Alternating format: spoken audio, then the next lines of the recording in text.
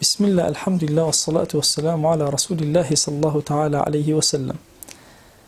أحبائي، كثيرا من الإخوة يسألوني أحيانا لماذا لا نترجم الأفكار المهمة من اللغة الكردية إلى اللغة العربية. فأنا اليوم حبيت أن أذكر لكم أحد كبار علماء كردستان، وهو السيد العلامة أحمد مفتيزادة، وهو شاعر عظيم. وهذا الرجل العظيم استشهد في إيران، وهو من كبار علماء إيران، وهو كردي الأصل وله أشعار باللغة الكردية، وقوته الفكرية والعطفية لرسول الله صلى الله تعالى عليه وسلم يتبين من أشعاره العظيمة.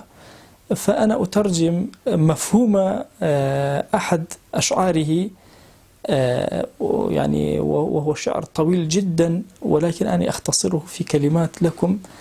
فهذا الرجل العظيم يريد أن يصور لنا تصويرا عجيبا ما قرأته أبدا في أي كتب إلا عند فكره، وهو أن الرسول صلى الله عليه وآله وسلم حينما هاجر مع صديقه أبي بكر الصديق إلى المدينة، وهم في الغار، وحينهما في الغار هناك رواية أن الرسول صلى الله عليه وآله وسلم مع سيدنا أبو بكر في الغار لدغت حية سيدنا أبي بكر، فتفل رسول الله صلى الله عليه وآله وسلم على الجرح فشفي بإذن الله. فالرواية طويلة جدا. وهذا الشاعر يأتي ويأخذ كلام الحية في الغار، كلام الحية في الغار، يقول أن هذه الحية قالت: أنا ما رأيت قطا الإنسان، وأخاف من الإنسان جدا، لأن الإنسان كلما أراني يريد أن يقتلني.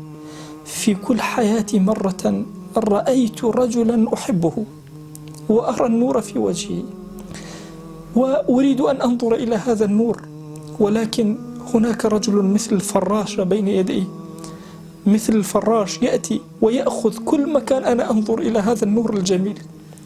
بقي مكان واحد أنا أنظر إلى هذا النور الجميل، نور وجه رسول الله صلى الله عليه وآله وسلم، وجاء برجله ووضعه على هذه النقطة حتى أنا لا أراه. والله أنا ما أريد أن أؤذيه، ولكن أريد أن أرى وجه رسول الله صلى الله عليه وآله وسلم. فلدغته لأجل أن أرى هذا النور الجميل، ورأيت أن على عينيه ينزل، في عينيه ينزل الدمع على وجه هذا النور المبارك. فاستيقظ من نومه وتفل، ورأيت النور يخرج من فمه، ووضعه على جرحه فشفي، وشفيت أنا، لأني ما أريد ولم أرد أن أؤذي هذا الرجل المبارك الذي معه، وهو سيدنا أبو بكر.